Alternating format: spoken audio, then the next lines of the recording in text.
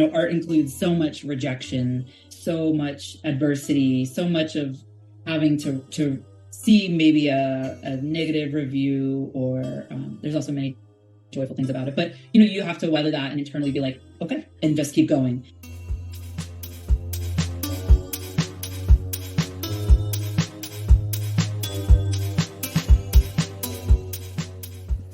Welcome to the Flying Through Bowl, a platform dedicated to the discussion and exploration of art and the creative process. I'm the host and creator, Ernest, and this is the first part of a two-part conversation with the amazing Sarah Jamison. Sarah is a fine artist based out of Washington, D.C. in the United States. Using her preferred material of coloured pencils, Sarah creates incredibly realistic images that explore the existential topics such as life, death, love, and language. So I'll start where I start with everybody, which is just tell us a bit about yourself and how you became an artist. Okay. I guess I'll start by saying that my name is Sarah Jamison, as you already know. And I'm an artist. And how I became an artist, really, it's the only thing that I've ever wanted to do. I feel like the idea of being an artist is really tied up in my identity. I just never saw another path, even as a really young child. So it's a trajectory I saw myself on. It's a trajectory I am on now. So, yeah. So I guess a kind of an interesting question from that I didn't write down would be like, what was your first experience with art? Wow. I've always loved drawing and making art. And I, have to say that both of my parents were always very supportive. Whatever my sister and I were interested in, they always took as seriously as we took it. They took it, and I say that, primarily I grew up with my mom as my parent. But my dad is a very creative individual, also a very kind of crazy. But, there's this element of growing up that included, my dad being a very talented musician who could play anything. Wow. And very artistically creative. He would make plaster sculptures. Sometimes it'd be really unhinged stuff, like weird alien plaster masks. He'd cool, be around in the backyard with this stuff that, I don't know. I don't even know what you would call it. It's like bizarro, low-key, crazy man art. But so when you have that element in your background, it really, I think, engenders a feeling of anything goes. You can be creative, be wild, be weird. And it was smiled on, in my immediate family. So I think that helps when you want a less traditional career path. Yeah. Absolutely. Because I think this is the biggest thing. The reason I asked the question was because a lot of artists I speak to say, oh, I'm destined to be an artist, or it's just, I just know, or it's something that's intuitive. But it's it doesn't come from nowhere. You have to have some kind of upbringing, or there has to be a place in the home where art is spoken about and art is encouraged and created, because otherwise we see a lot of times where people aren't encouraged, or people aren't told that art is a valid career, when it actually is. It's a hard career, it's uncertain, but it's still a valid career. People are making millions off being artists. So yes, it's kind of it just does a huge disservice, I think, to potential future artists, for them to hear that it's not a good career. So it's nice to hear that you were raised in a household that really adopted that and kind of fostered that. For sure. Yeah, I think that encouragement counts for a lot. And I think when pursuing art isn't any less safe than going to college or whatever, and not knowing what you're going to do and just kind of choosing and hoping. It's yeah, that's very true. Because and even the thing for me, even if you have a degree, doesn't mean that the degree you did is going to give you a job at the end of it. Oh, not at all. This is the thing, especially in today's economy, where jobs are very hard to come by. Yes. For many people, and not just that, really live in a society where you can create your own job. You can be your own boss, and you can be a freelance, and it's hard work, but it's an option. Sure. I don't know. But talking about work and education, so did you study art, or are you self-taught? I did study art. I went to the Corcoran College of Art and Design, which I say was in Washington, D.C. It sort of, mismanaged itself into the ground. Now it's part of the George Washington University. So it's not like an independent institution anymore. But I did go there. I got my Bachelor of Fine Arts degree. So I guess you could say I have sort of that traditional background in arts education. What are your thoughts on art education? Like, is it important for an artist to have a degree? You know, I don't think it's necessarily important. I have a lot of friends who didn't go to art school or didn't even really have any sort of background per se in the arts. And after the fact, chose to pursue an artistic path to great success, whether they're freelance people or doing whatever they do. Um, and it's hard. I don't want to speak on the experience now. I think I certainly reflect on my time in art school as important. And I've met a lot of, the most important people in my life, the most intimate relationships for friends, or my husband I met at art school. You pick up a few tips and tricks, but also sometimes I'm like, what did I learn for my money? Um, and I think too, I hope now it's different. There wasn't a ton of emphasis, and I've talked to other folks who've gone to art school. I feel like maybe this is a sentiment for everyone still. Hopefully it's not. But there's not a lot of emphasis on practical going and being an artist. There's very little talk of like doing your taxes, Yeah. what being a working artist looks like, how to, be out in the art world and make contacts and build relationships. And I think as well, I don't know how old you are, but I graduated in 2010. And I think of that as a time where like social media was very much in its infancy. You had to really be a super smart person, I think, to be using it in a way that was career oriented. Yeah.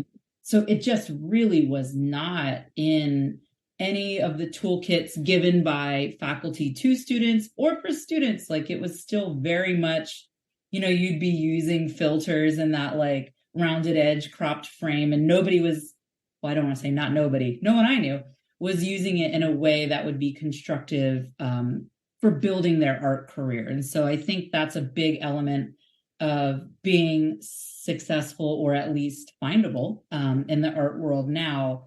And it just wasn't around, when I was getting the arts education. So I say, it's an individual thing. I don't discourage it, but I don't necessarily say it's a must do. And that's my TED talk. No, that's a really good point. And actually, like, so I'm 30. So when I graduated, Okay. I did a degree back in 2012, graduated 2015. And it's the same Mhm. thing, like social media was like back then, actually, the social media was like a lot more present. But the thing is, like, you raise a good point in terms of like the access to Mhm. findability and discoverability, especially in this day and age, is almost oversaturated. This is the problem we Mhm. have now, is that we're in a society where there is too much art in many Yeah. respects. Or like there's too many artists. You can't concentrate on everything at once because there's just too much filtering through the system. Some of it amazing, some of it not so. And it's kind of like it's hard to discern what's good and what's not, because there's not a lot of art education in terms of like art is subjective. There's also not a lot of education about what is good and what isn't good, or because it's subjective, it's people's personal tastes, all that fun stuff. But Absolutely.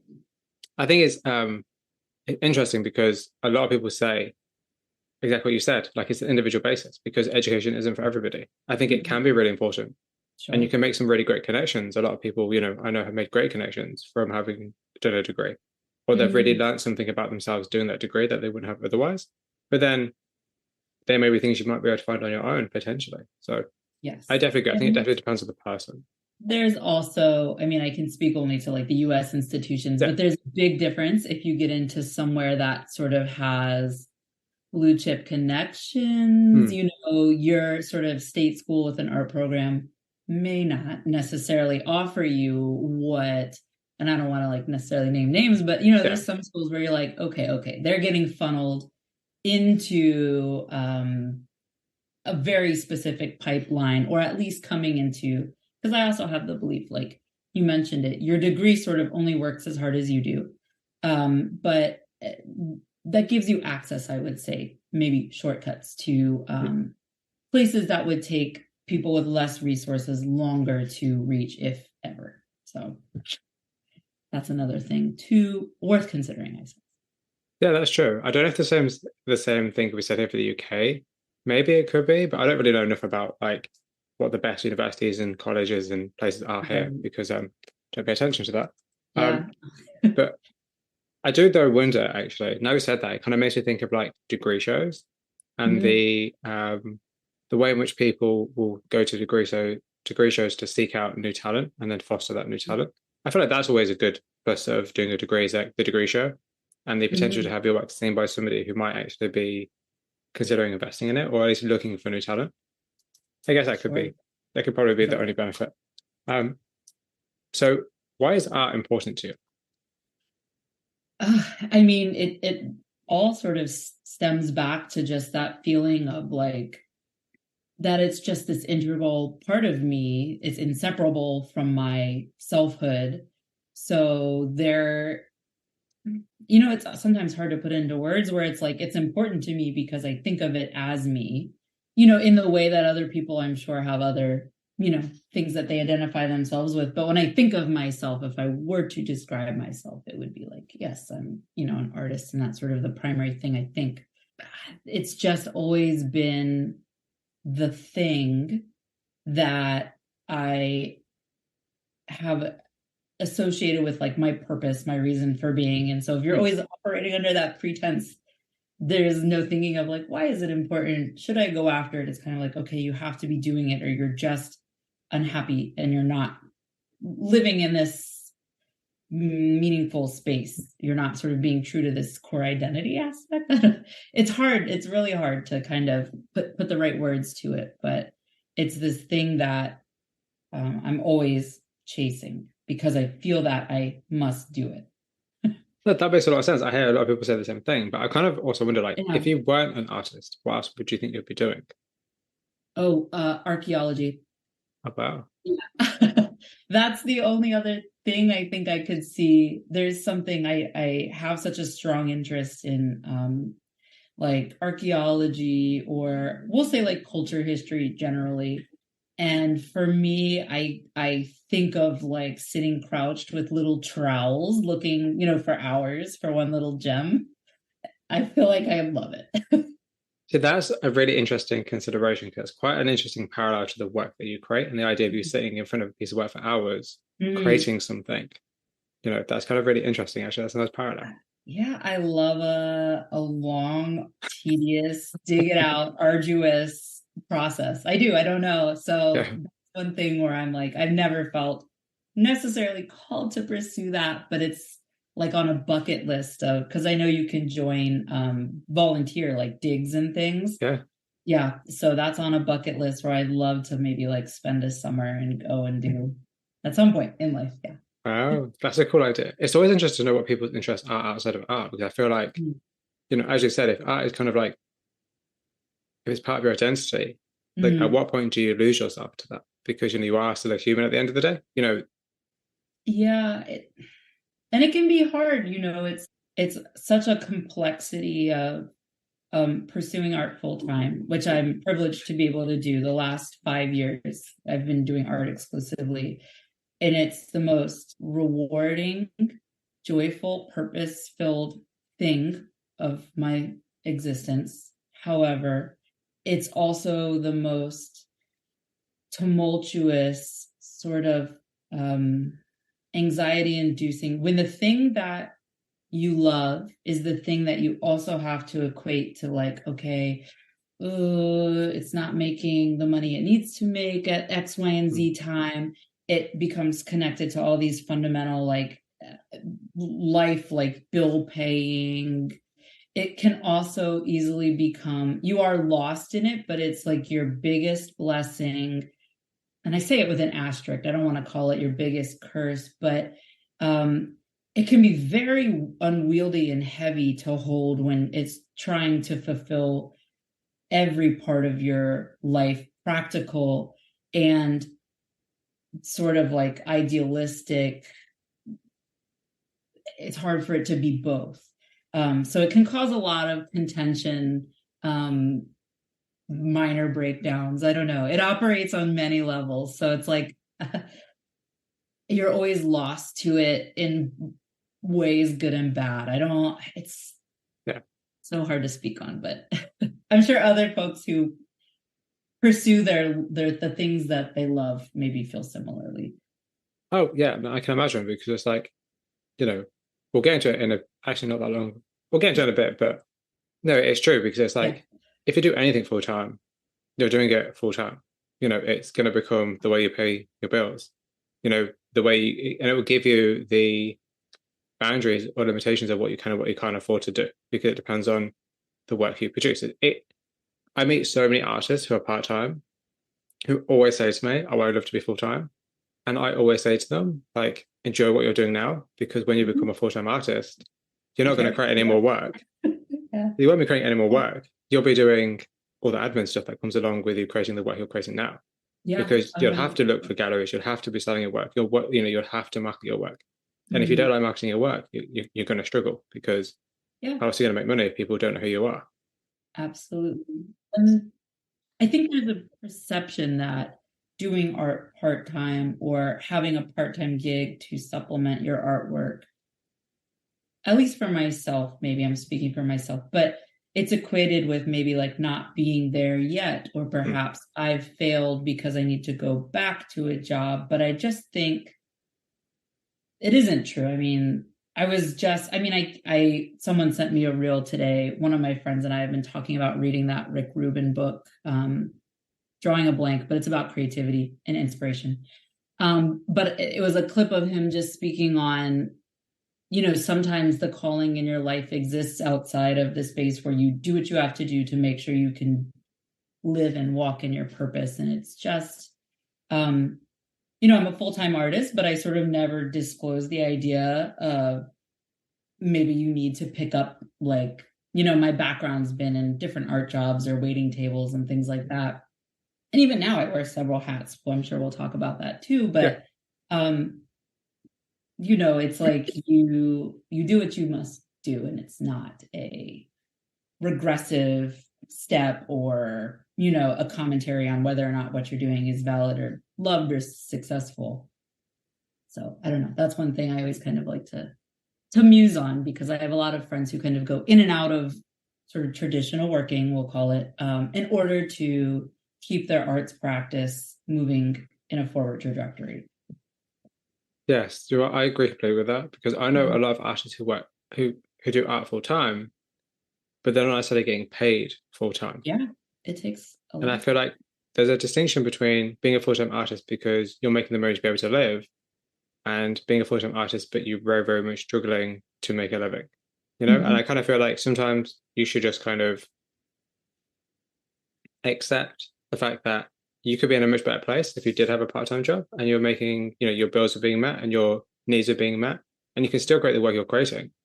Right. Because I think, I don't know, like I know a lot of people, a lot of really, really, really amazing artists, but they're very stubborn.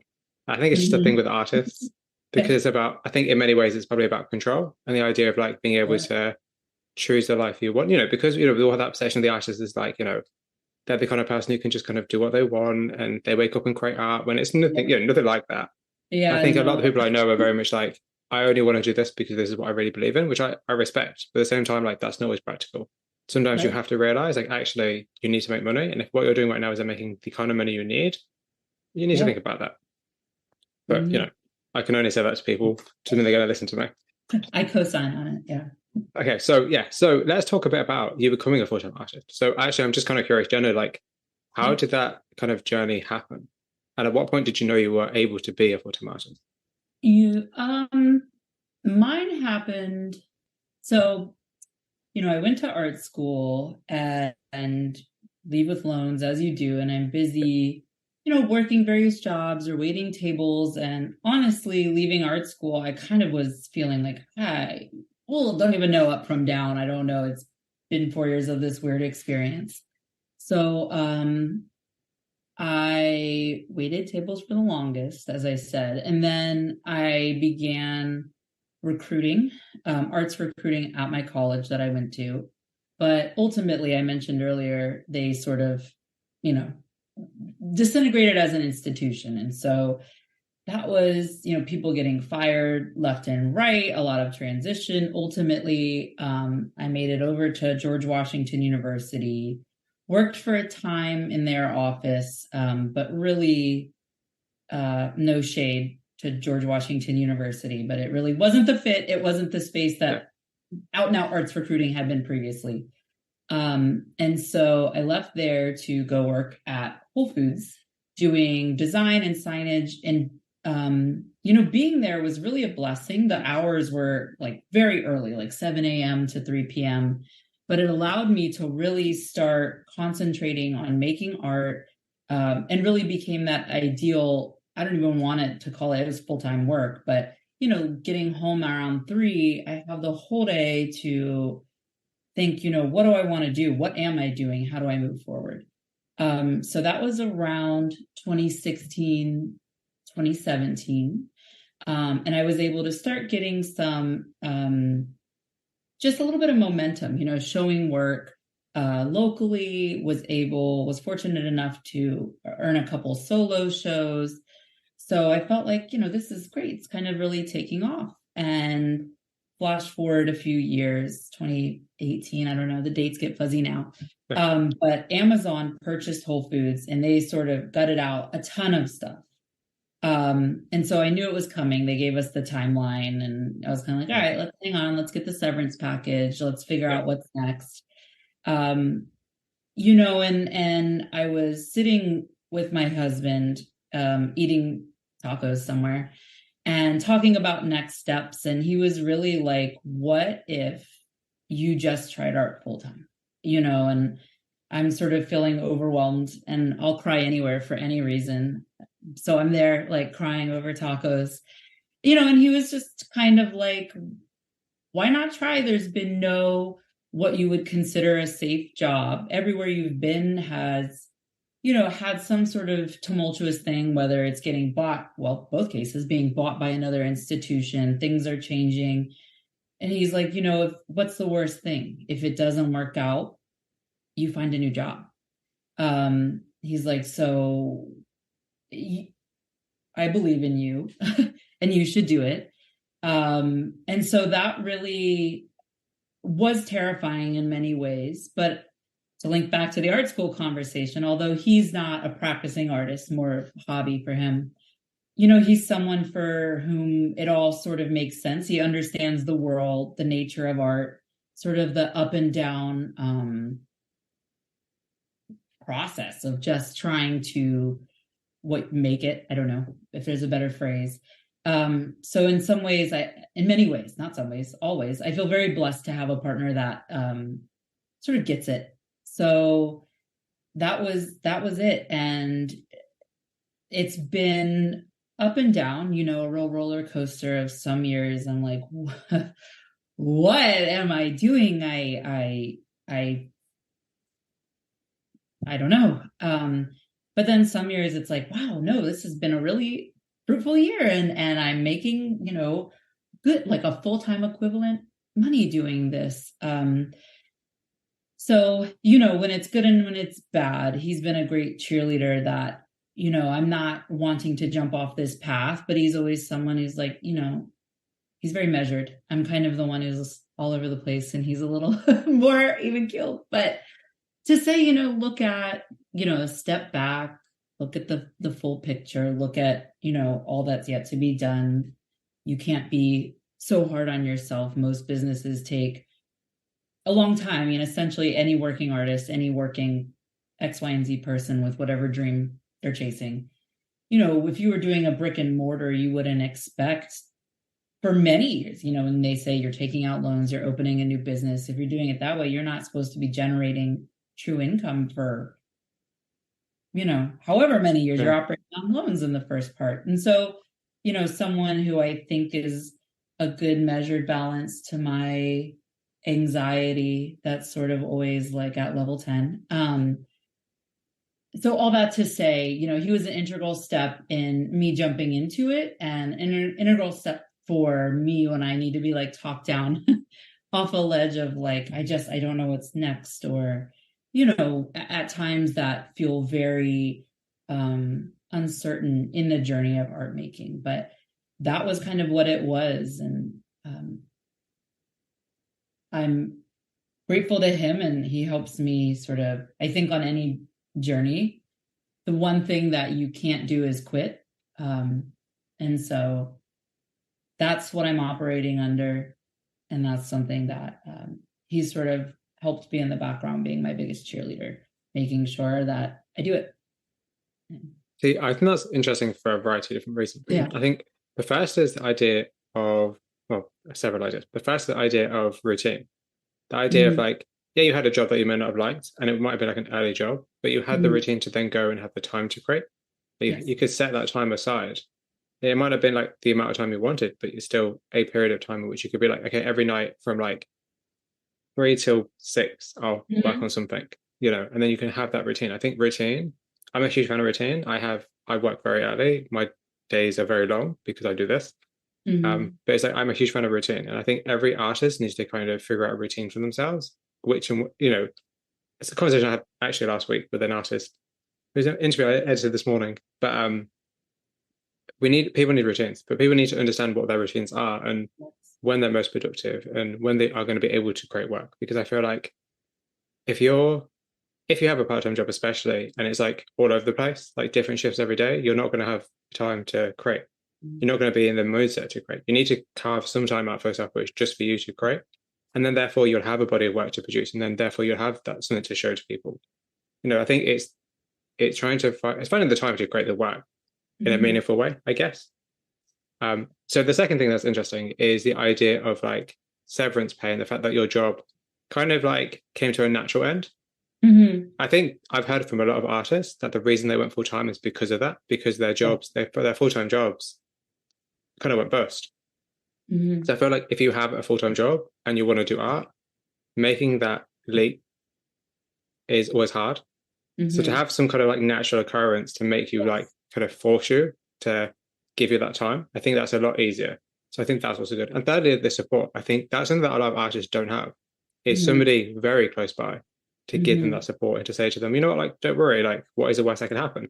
And also the funny thing about your husband is that if anything did happen, like, he'd be the one picking up the pieces. I'm like, careful. And hey, if he's willing to do that, they're like, fair enough. I mean, but I think that's really interesting though, because it just shows that like you have to go along with life circumstances to find yourself in the position that you're in. And it's nice because I guarantee you, like, maybe had your job not been, had that company not been overtaken by the company, maybe you would still be working there.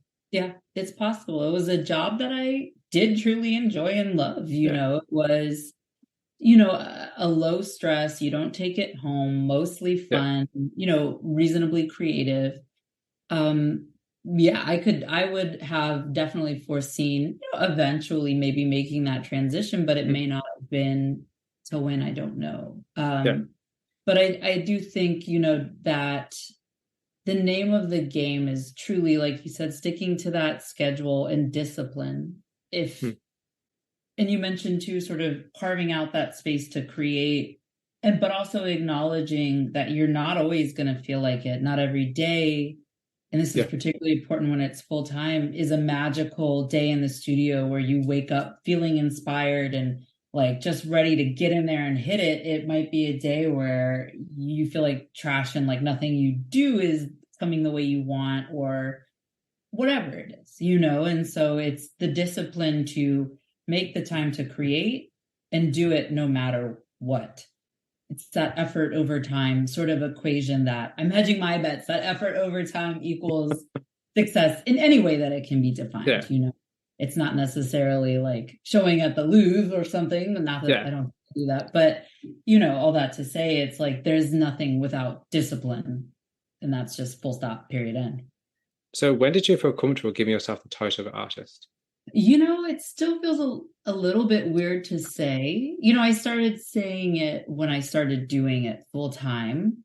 But for people outside of the world of art, and it's often, it's about meaning, I think, when people say this, and maybe like my extended family or whoever, they mean nothing by it, but they're always like, ooh, what? Like, oh, how do you make money? Like, oh, let's, and then you find yourself in this space where it feels as if you're having to sort of like justify and explain.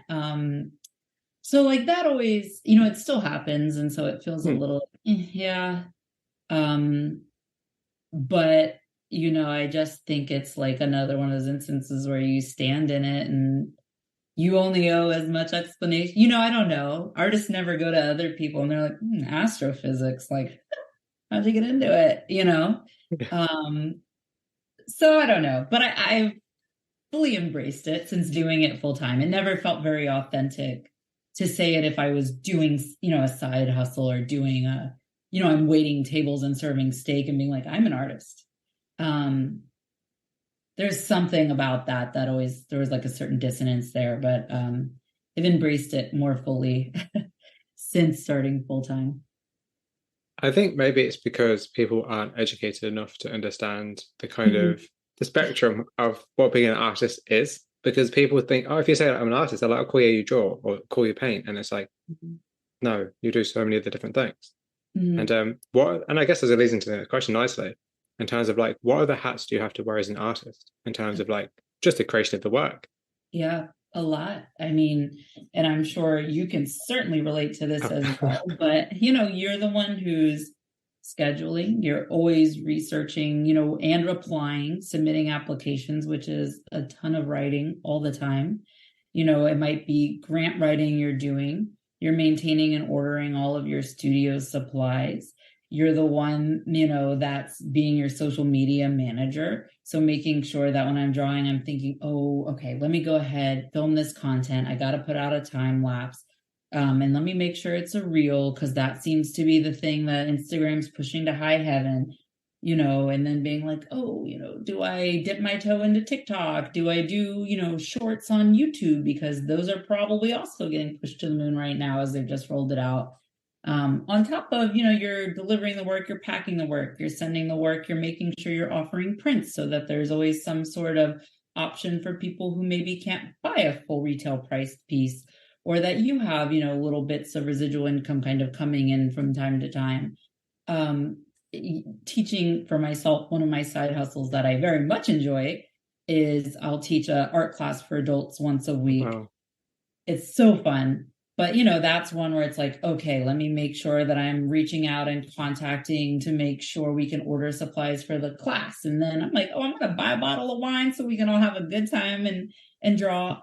But it's everything. It's constantly making sure you're staying in touch, you're massaging relationships, you're, being aspirational, thinking, okay, if I'm sitting in front of TV and I'm watching my Wednesday wrestling, I'm going to be productive on Instagram. And I'm going to look for galleries that are, showing work that I think is analogous to my work. And I'm going to follow, and then I'm going to like a few things. And then I might be like leaving a few flirty comments.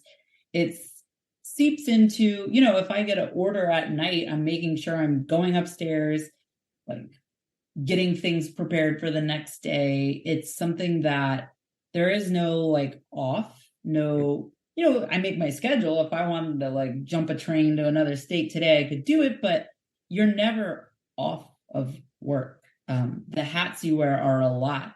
You're always being like, oh, maybe I should submit, throw my name in the hat for the new building area they're doing in the city so they can have my name in the pool for mural potential. You're just always following a lead, tying up a loose end, saving a receipt, doing your taxes, hoping that you are only committing a little bit of fraud. So that way you can go on to the next year to do it all again. It requires a lot. You are the business, and then every interaction you're doing, you're trying to leave with the most positive sort of lingering aftertaste so that you're invited back to the next thing. You're always on, you're always doing, you're always going. It feels a little icky at times, but like always perceiving relationships, both as like friendships, but there's always somewhat of like a transactional element. to them, for better or worse. And so in the art world, like, especially in, you think of local level, but it's a small world. And I do think like the way to go about it, despite, like I said, it being icky, is sort of having the mindset of like what you bring to the table, but also what the whomever it is you're interfacing with, what they also um, can offer. Or perhaps, like, we were talking at the beginning of the interview, sort of the way that you find artists, and I think that's like the perfect example, right? Of artists that talk about other artists, and even otherwise, people who are collectors, gallerists, podcasters, you name it. We sort of all have to hold in mind what the network potential is, as well as just the fun and friendship potential. But that's sort of part of the game, I think. Yeah. See, it's funny because one thing that I actually never pay attention to, and I don't know if people even know this or not, but I never actually pay attention to social media stats when I interview somebody or when I feature people. I don't actually look at any of that. All I look at is, do I like this person's work? Is there something I want to know about it? If the answer to that is yes, and then I'm like, cool, let me ask them if they want to interview. If they say yes, strangely, then I'll be like, cool, let's arrange a date and a time. It's interesting because I'm pretty sure I could pick very specific artists and very specific like follower accounts, for instance, and become way more successful. But for me, that's not the point. The point is that like it's about discovering artists and talking to them and giving people time. I think it's interesting. I think now you said that, I'm like, because there's an element, and it's not wrong to think about, like you're essentially running a business. And so if you were to hand select artists who, not excluding people who have small following, because I know a lot of people who are fabulous artists and care nothing about social media. And that's fine. But it's like, you are running a business. And so it behooves you to reach out to artists in the mix who do have a large following. And there's nothing wrong, about that. It's like, to sustain yourself, these are all the calculations that we have to make to continue to be viable in whatever way that means. I don't know, everyone's goal is not necessarily to make money or be a millionaire or have a retrospective exhibition, but it's just like running your own business calculus, I guess. I don't know. It's a good way to put it. But I've always loved discovering artists that have less followers, that are just incredible people, incredible artists. And I think, actually, just from my experience, I think a lot of the times small artists are more approachable. Sure. I think that's also plays a huge part as well. Get to, for sure. And not just that, I feel like they appreciate opportunity a lot more because they don't necessarily have it come their way as often. Yeah, exactly.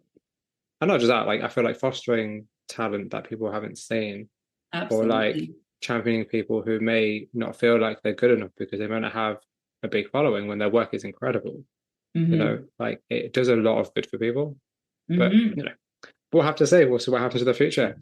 Right. But it's important. All of that is important. And it's amazing for you to give a platform, irrespective of what someone's following might be, because it's a noble cause, I'll say. Thank you very much. I'm glad somebody thinks so. It's a very, very tiring, noble cause, but that's cool. So what is the biggest challenge of being an artist? The biggest challenge, I guess I would say, is the uncertainty. There's the most enormous element of volatility and uncertainty, and that can be for anything, whether you're finding the next exhibition, whether your income is the same one year to the other, whether it's like, oh my God, my inspiration is just all dried up. What am I making next? How do I continue to be sustainable in that way? Blanket statement, uncertainty, volatility. 100%. So I love that because everybody answers that question so differently. And it's the only question that I ask artists in both in interviews and in real life. If I ever meet an artist in real life, that's the question I ask them. When I go to like art fairs, I'll just spend like 7 hours going through each artist and asking the same question. Because it's interesting because everybody has the same challenges, but they're so different. And I love the fact that uncertainty is honestly such a key player in the role of being an artist. You have no idea what's going to happen next. And you kind of have to be prepared for it. Somehow. Without knowing exactly what being prepared for. It's like, I'm on a hoping and prayer out here, just doing what you think is right, but ultimately you just can't be predictive. And It's just it's just insane to me. I just find it bizarre that people are like, yeah, you know what, this is going to be my life. yeah, yeah. And it's like you can't, there's so many moving factors. It can be the economy. I mean, inflation Mm, here, I feel like has impacted very much, people's desire for purchasing art is absolutely, ultimately yeah. a want and not a need, as much as like artists may feel opposite of that. But yeah, I mean, you can be as prepared as you want to be, but you simply can't. You just can't for everything. So I would say Yeah. So uncertainty. so do you think that being an artist gives you a different perspective on the world? Maybe. I mean, I suppose it could. I don't know, right? Like I very much subscribe to the like everyone everyone is a teacher, everyone's sort of subjective experience of reality is very different from one another. So sure. But yeah, I would suppose it's like you're seeing a quarter of the world that in the same way that if I were to walk on to like we're kind of near like NASA Goddard up where we are. If I were to walk in there, I'm like they're living in a world entirely separate from mine. At least in terms of like their day to day, Yeah. how they interface with the world, what sort of their immediate value set is. So I would say yes, but I don't know that it's necessarily depends on who you're talking to, whether that's a fascinating thing or not. So I'd say yes, but I don't know that it's in a different way than anyone else's is. Okay. Okay. Yeah. That's an interesting answer. Just because I always feel like, does being an artist make you think about the world? Like, because for instance, like when you leave your house and you Mhm. go out, assuming you do, because you're an artist, Mhm. when you go out into the world, like the way in which the world will inspire you would be very different from somebody just going to their Sure. day-to-day job. Someone Yeah. just, going on their regular commute to work, like driving down the motorway, isn't going to be Yeah. inspired by like, how the rain shines on the Sure. Yeah. highway, you know, That's a for good point. instance. I feel that I live life in a way that's very like aesthetic first. And like I think there's sort of like a curational aspect to anything I'm doing. I don't know, like I'm very particular in that way. I'm a big like thrift store person. I just love a decoration. I love so maybe that's a way that it sort of manifests where I'm looking at things and I'm seeing their value or potential in a different way. Or conversely, maybe if my husband tells that I'm bringing home 3,000 lamps in a chair that I want to rehab and it's not very magical for him. I don't know. So I suppose, yes, like in that way, yeah, I love, color and making things look beautiful. And so things like gardening or decorating are very fulfilling for me in a way that I don't know, maybe it's different to other people. Maybe it's not, but Yeah, but maybe a lot of people just be like, oh, they're boring. yeah. Whereas you're like they'll bring a lot of joy and interest to you, and you'll find something that you find fascinating about that. Um, Right. I guess, I Yeah. guess it comes down to like creativity, like if you feel like and how you're inspired by just the world, like if that makes sense. If that makes sense. Um, Yeah, I do. I feel like I am. Sometimes I'm just like, whoa, I'm living in this radiant space of like joyful and abundant, overflowing love and beauty all the time. yeah. And then yeah, sometimes I do feel that way. Like the cup is just pouring over of all these sort of magical. I'm getting so tangential, but like Perfect. beauty and feelings and emotion and like revelatory truth of ways of being. I don't know. So yeah, maybe there is. The more I parse this apart, I'm like, possibly, yeah. So that actually kind of leads quite nicely into the next question, which is like, how has your upbringing or life experiences played a part in the work that you create? Oh, that's a good question. Um, I would say my upbringing um could be pretty so my mom is for sure my hero. She's always been a very like stabilizing, consistent force in my life. And she's someone who's a very powerful person who does meaningful and important work for the world. She works in social services And so she's always been sure to instill in my sister and I that like, you can do it. You can do it and you should do it. And, you know, to sort of walk in who you are and those sorts of things. I mean, she's phenomenal.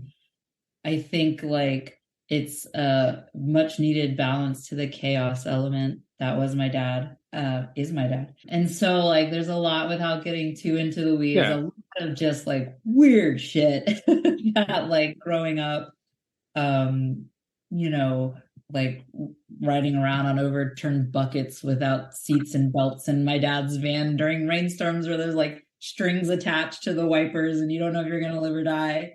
Um, that I think has made me a very like a person who's very flexible but determined. And so I think that it has made me a person I think that can weather, you know, I can take a punch on the chin and keep going. And that's something that, you know, art includes so much rejection, so much adversity, so much of having to see maybe a negative review or there's also many joyful things about it, but you know, you have to weather that and internally be like, okay, and just keep going. And so I think that sort of endurance and steadfastness, and then that sort of like more volatile, but also like, you know, I sort of in a lot of ways feel like I've, how can I put it? That you can kind of live in a certain element of chaos. That is maybe a secret sauce for how I'm living my life now. I don't know. Maybe. I'm Yeah. just always curious about like people's upbringings and like the way in which they are, as I said earlier, like, as we said earlier, like exposed to art, but also just kind of like how that factors in to, you know, like, the person you are and the career you now have, because it all plays a part in some way. And talking about career, let's get into your work. So Yeah. for those who may not have seen it, can you please describe your work? Yes. It is primarily colored pencil. I do use a certain element of ink or acrylic gouache, but primarily colored pencil. It is realism, but I think I borrow a lot from the traditions of maybe like surrealism to some degree.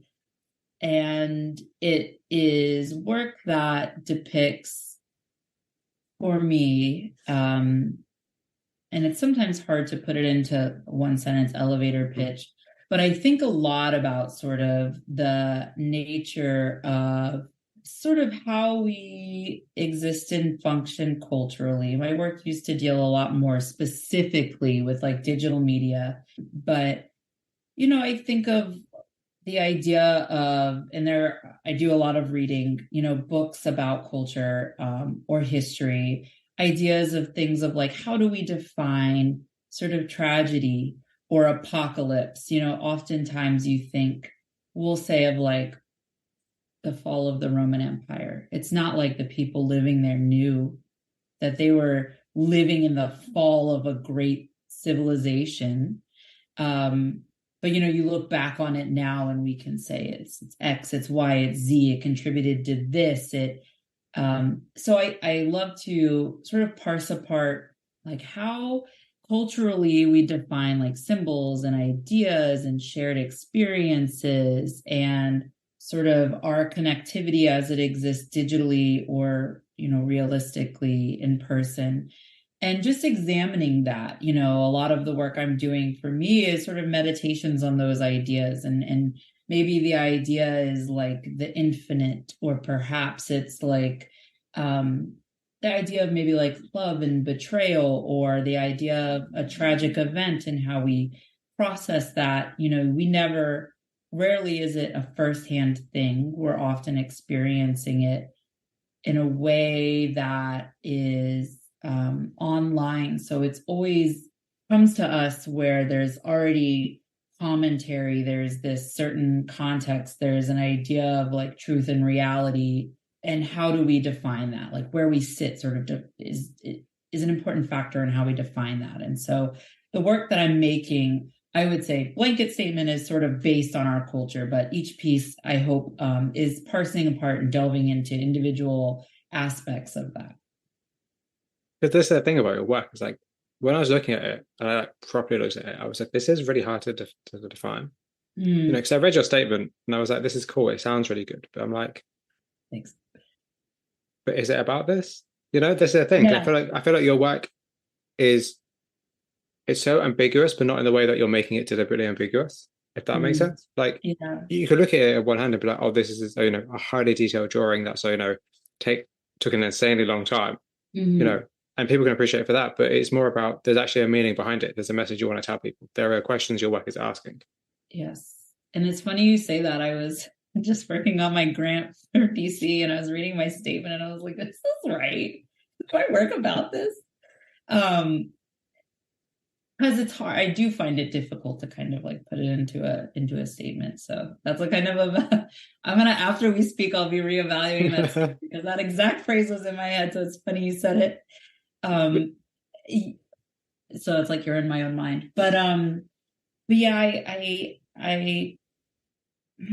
I find it's like I don't love when something is overly prescriptive, for better or worse, right? Like I don't want to necessarily be like hit over the head with something.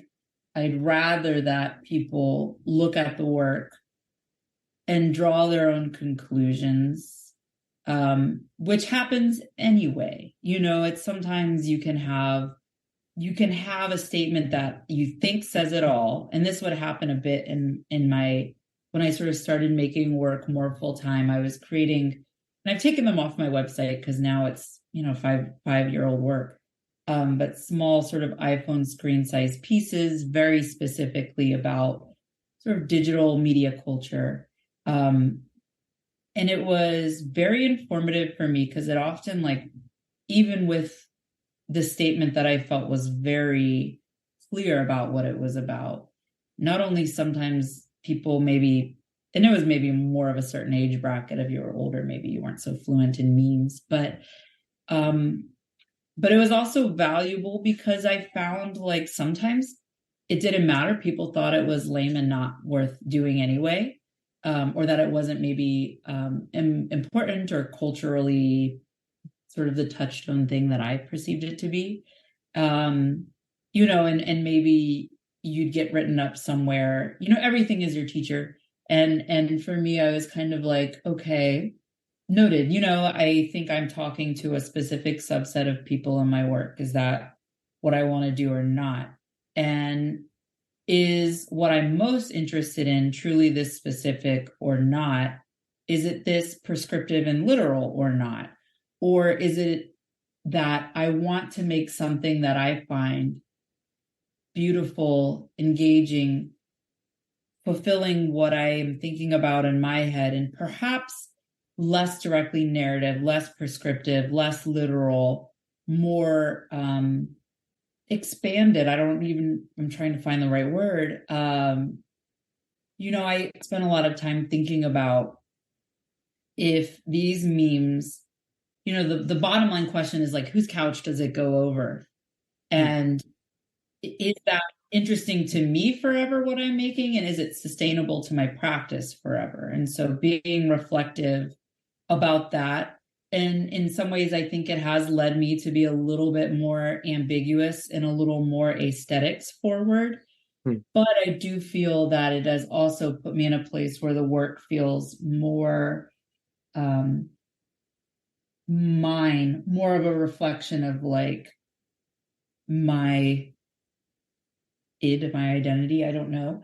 And I think sometimes it's a question, and I think it's a question I would love to ask other artists. And that I know that was a question you had to ask me about other questions, but it's like, how important is it for all of your work to be referential to itself? I look at my work sometimes, and now I'm on a tangent maybe, and it is stylistically the same in that, you know, it's my hand, it's my level of rendering, wherever that is. But you're not going to necessarily find the same motifs always.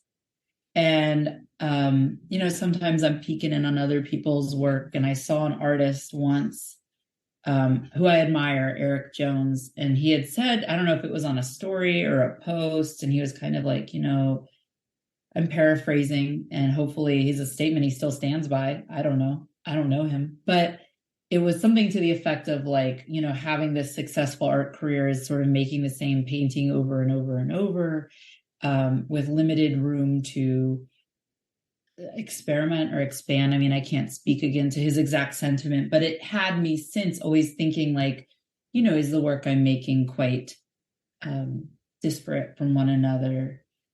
So that's a question I would love to talk to other artists about, or to have them kind of speak on. It's a question that exists anytime I'm making work in the back of my head. So I don't mean for it to be vague work. I hope it's all encompassing rather than vague, but I suppose I can't control what people take away from it, no matter what I'm making.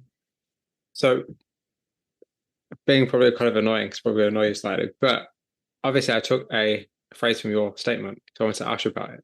And it's particularly the idea of like, it says here that Sarah's artwork explores the notion of authentic experience and existential questions that underlies the mortal experience.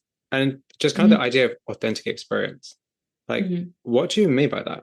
Because I'm that I was just really curious about that phrase, because I feel like, what is authentic nowadays?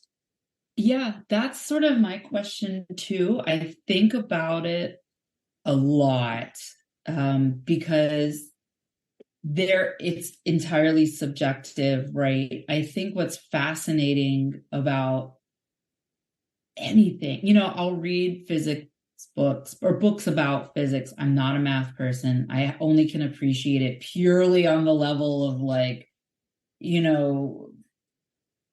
appreciating that, like, I really like reading about like the cosmos and these things, and it's very highfalutin, very over my head most of the time.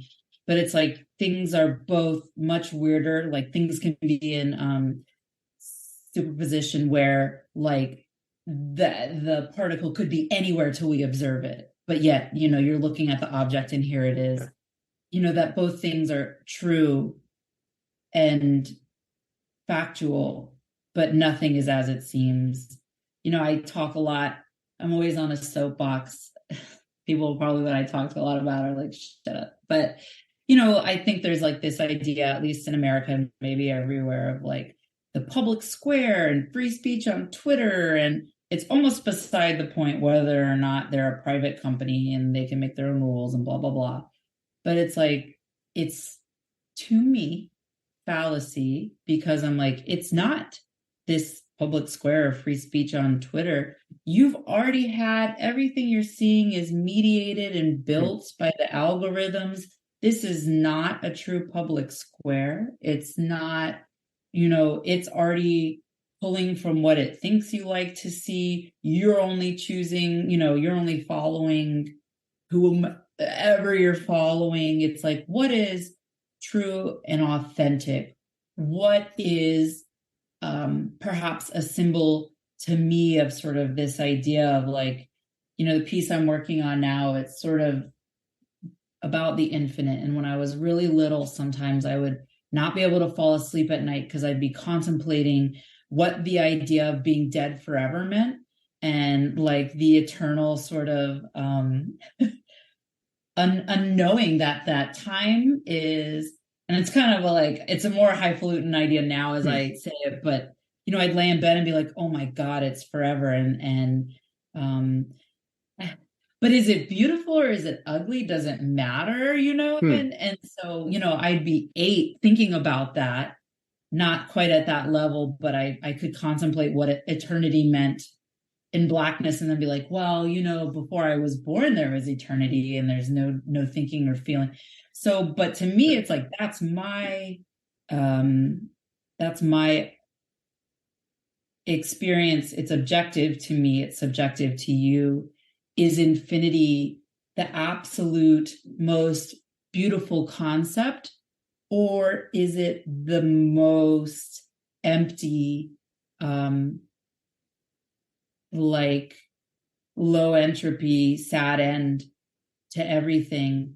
So when I'm saying authentic experience, I suppose I'm saying it in a way that it's specific to me, acknowledging that supposing, all experiences authentic to each, but it's like, how can we define it? You almost can't, but I still want to think about it and search for it and parse it apart and spend a month trying to make this idea as beautiful and sensible to me in an art form as I can.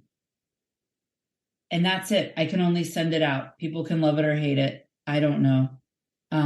But for me, that's the part that I find to be fascinating. Authenticity, truth, realness.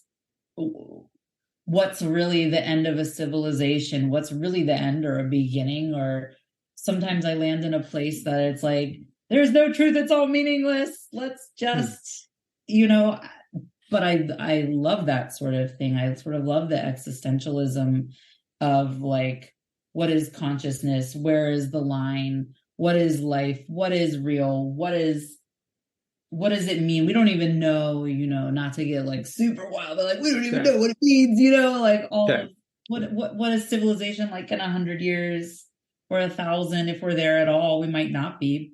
And you know what? And then it's like, and that's okay. Humans aren't that special. Something else will pop up. Maybe it'll be like super bears. I don't know. But it's just what it is. We can't.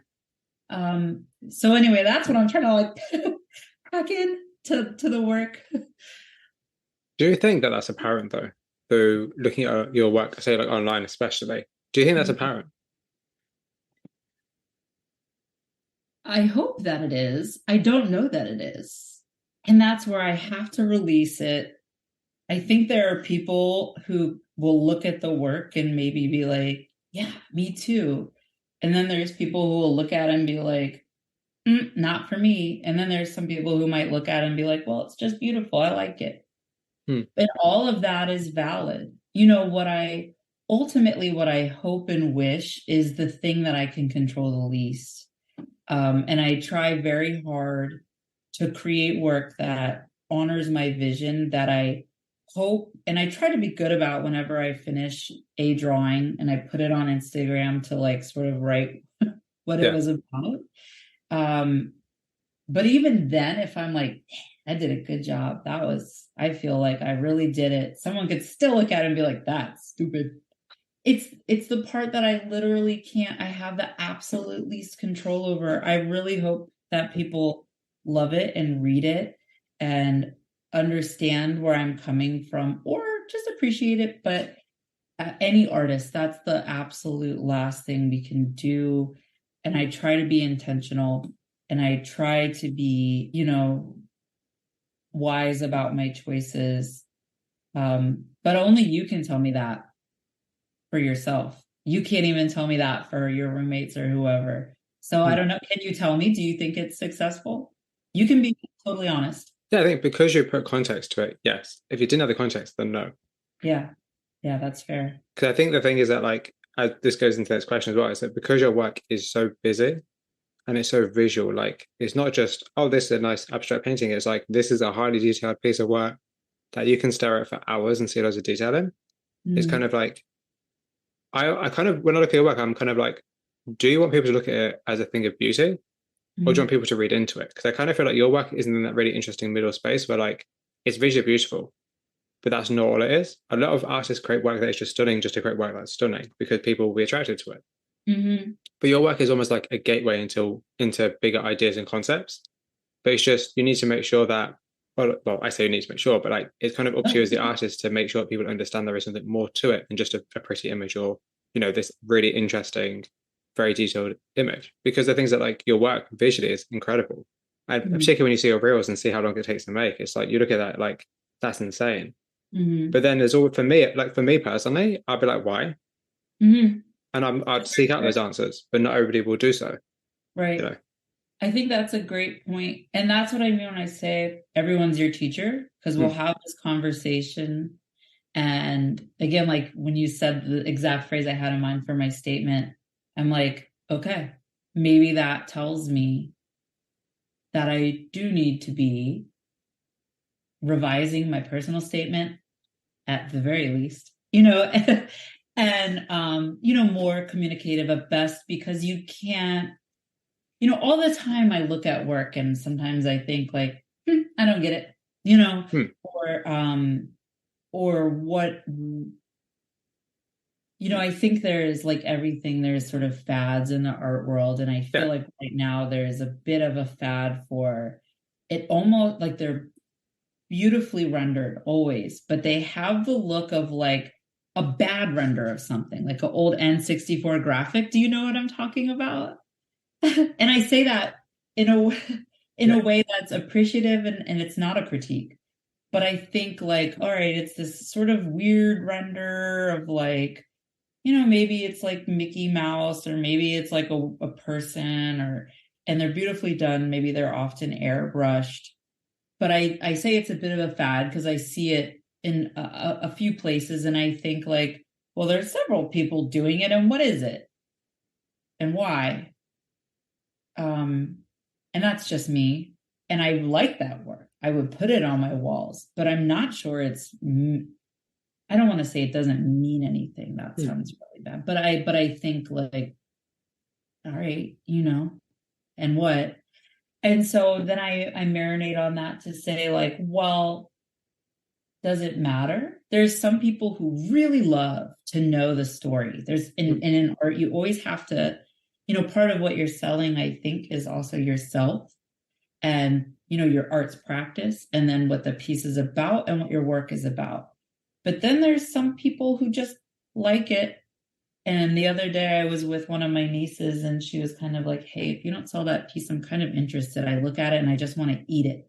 I was like, thank you. I love that. Hmm. I get it that you can just love it and it's not less valid. But I'm saying things in the work, and I do want them to be, it's important to me to talk about them. So it's a line, it's like, how do you just have to, it's important to have these conversations. Hmm. I'm gathering things from you that I think will affect how I discuss and talk about my work. And these are questions I ask about other work I see too. I was actually going to say, like, without sounding like, I guess, big-headed, but I think maybe it's like having conversations like this or this kind of platform that gives Yeah, you the ability to be able to talk about your work in a way that you can't do an Instagram caption. sure. Because Yeah. I feel like the thing that I've definitely learned, or at least I'm definitely realizing as I speak to a lot of artists, is that social media and Instagram, especially, even okay, actually any social media, because TikTok included, it can only get you so far in communication with people. Oh, Like yeah. there's always like a limit because people are always gonna, yeah, people can read your captions, but they're not necessarily gonna connect with you. Like Mm, it's, I feel like as I've always said, like it's in the DMs and the voice messages and the actual like conversations you have with people outside of just like the post is where you really make the connections with people and how you really understand how people feel about your work. You know, if mhm. people are just liking your work, that's cool. Yeah, It's a great boost to your ego, but it's sure. not actually giving you anything. Sitting down and talking to you and being like, oh, actually, kind of explain your work, or like, what is your work about? Or I'm curious about this. Like, that is where you question yourself in the best way Mhm. possible. So 100%. maybe it's just, maybe like for you, especially because your work is about so many different things and it's quite a lot of, a very broad, very wide ranging topic that, you can have so many interesting, great conversations with so many different people about. Maybe Instagram, maybe you just have to refigure the right platform or the right way in which you get your messages across. Maybe. And I question Instagram. I mean, their algorithm, they've done something to it. Oh, It's yeah. terrible. And I'm kind of like, all right, what's next? We need a new platform.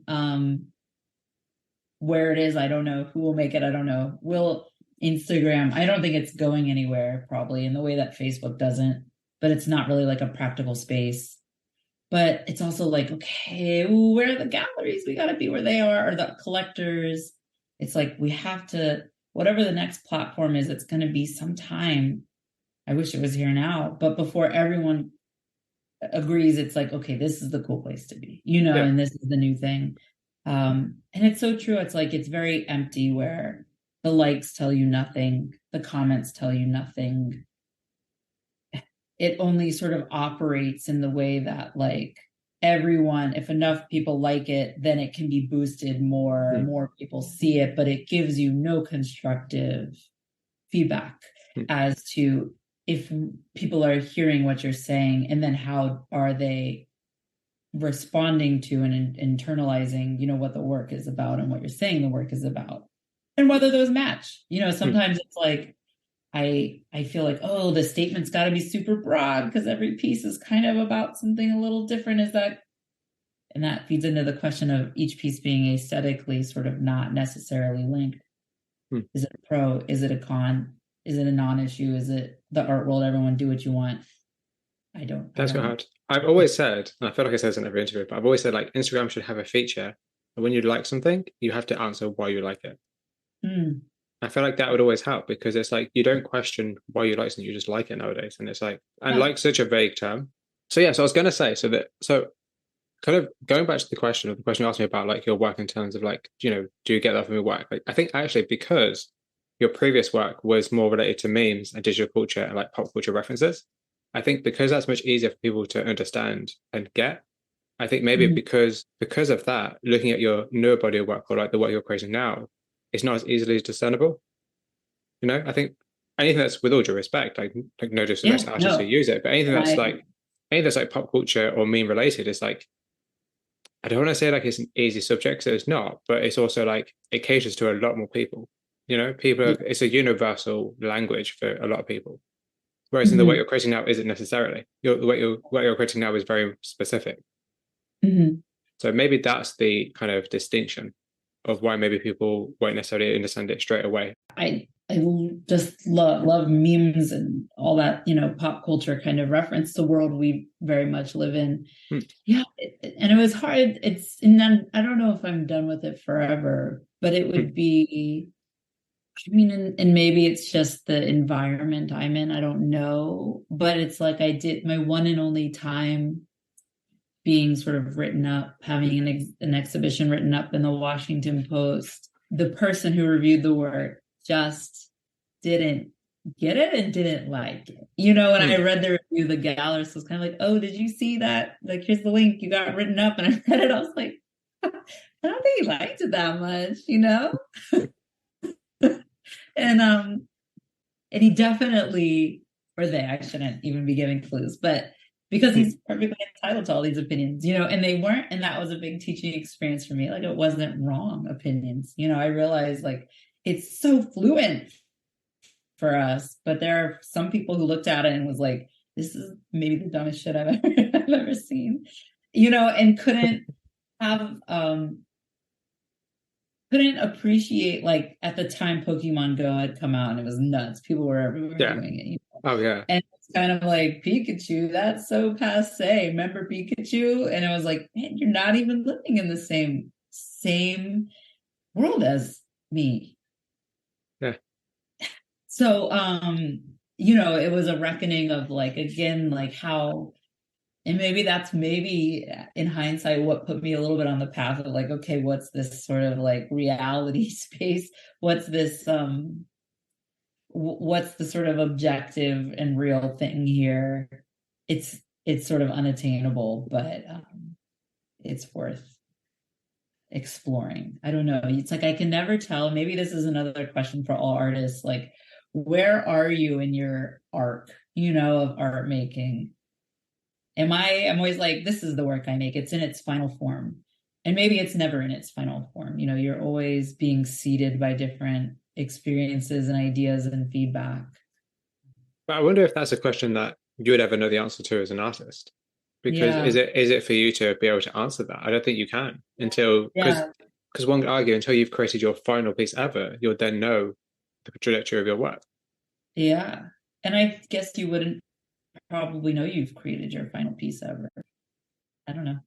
I guess because That's yeah, an because interesting that's question though. my guy. I don't know. I don't know. So yeah, maybe that's an artist question that artists can't answer. I don't know. That's just, Well, I'm going to ask the next person anyway. You get two questions, which is cool. If you ask me to ask two questions, I will ask two questions. If you want three, if you have to think of a third, let me know and I'll keep okay. I asking that mean, as you well. can choose. You can keep them or throw them away. But I found that question towards the end of the list you gave me. I was like, that's a very fascinating one. Like, questions from artists to artists. Yes. Oh, yeah. So it's like a thread that runs through the whole podcast from episode one to now. As far as I know, I think it actually does run literally through the whole thing. Because I always say to people, it's a one question that you have to answer. Even if you don't answer it physically, you have to send it to me. If you don't, because I need a question. Nice. It's your non-negotiable. Because before I did the podcast, I still do on occasion, I used to do written interviews for the website. And that was a question I used to ask. I used to ask a question for the next artist. And because I did interviews, because I did the podcast, I was like, actually, why not just transfer to the podcast? Because that way I can reference you in the next episode. And also I will send your work to the next person because they'll understand the person who asked them that question. And then maybe, you might connect. You may not, I'm all about connecting people, as you probably are aware. Probably seeing the very long list of artists I put on the end of this interview notes. I'm a big fan of connecting with people. So yeah, why not? Awesome. Appreciate it. It's an important part of the art world. It's just kind of like the only thing I do at this point. Literally everything I do for the Flying Frugal is literally just connect artists. That's really all I do, because it's fun and I like it, and I clearly have nothing else to do in my life, so it's perfect. So getting back to your work for a second, although we're doing your work anyway, but like talking about your work is very visual and it's very busy, because there's a lot of just loads of different elements that kind of come together. Like, why create work that is so detailed and so busy? I suppose. I mean, part of it, because one of the questions I believe you had on there too is like, how do you know when the composition's right or when it's done? Yeah.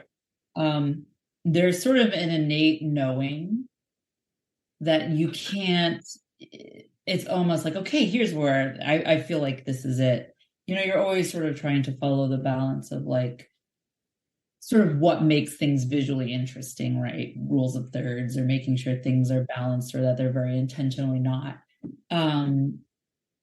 The busyness for me, I think there is an element of challenge to it. I love and hate the feeling of kind of looking at it and being like, oh no, I don't know how I'm going to do it. There's also a level of kind of, I think that the work still plugs into the digital experience via maybe I want a certain element of overwhelming. And my pieces are quite small, so I also want it to be constrained.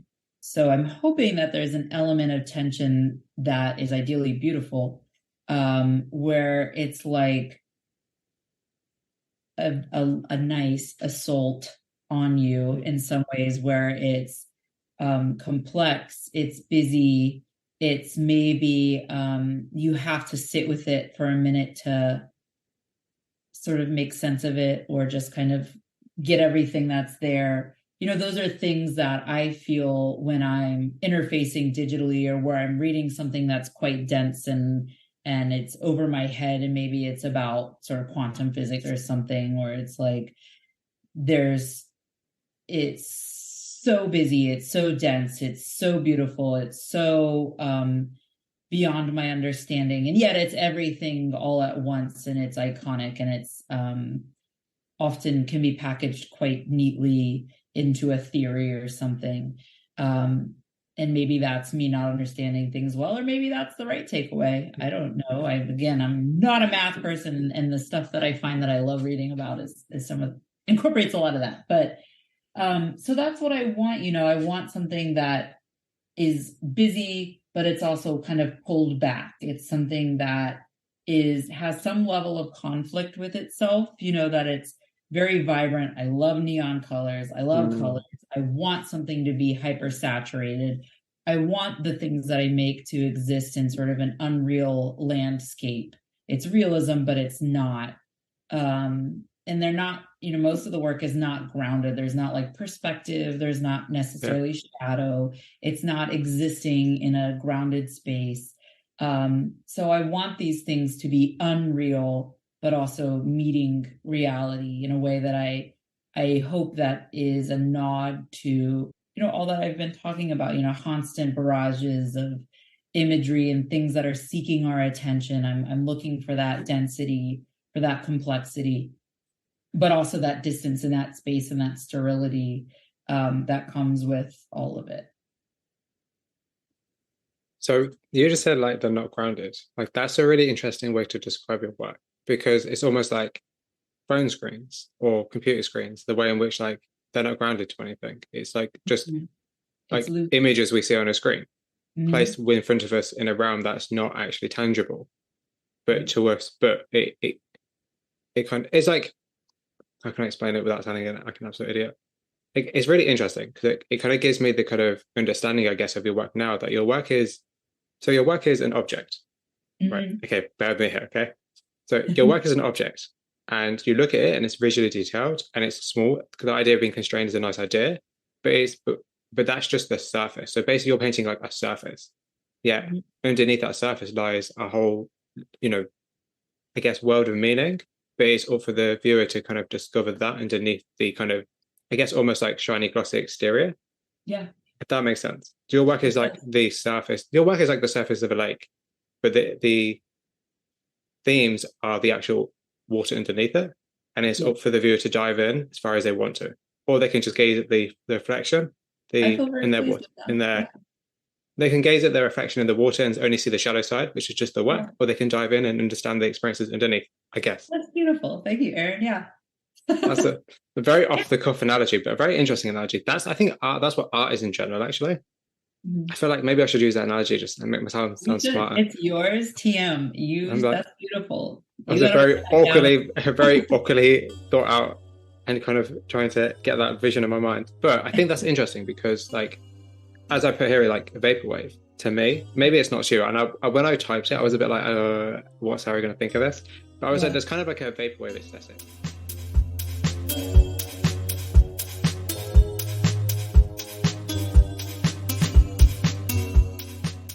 That concludes the first part of my conversation with Sarah Jamison. Thank you very much for listening. If you have any questions or comments about it, please send me an email at theflyingfruitbowl@gmail.com. Get in touch via social media sites as Instagram and Twitter. The Flying Fruit Bowl podcast can be found on a variety of sites such as Spotify, YouTube, and Apple Music. If you like the show, please consider rating, reviewing, sharing, or subscribing on any of those platforms to help spread the word. Also, please don't forget to check out theflyingfruitbowl.co.uk for daily art inspiration, and if you're a creative, please get in touch for a chance to be featured or interviewed. We now also have a Patreon page if you're interested in supporting the platform further. Tiers start from £1, and more information can be found over at patreon.com/theflyingfruitbowl. Additionally, if monthly donations are not your thing, we now also have a PayPal for one-time donations. I'll include a link to our PayPal in the show notes. Once again, thank you very much for listening to the episode today. Until next time, folks, please stay safe.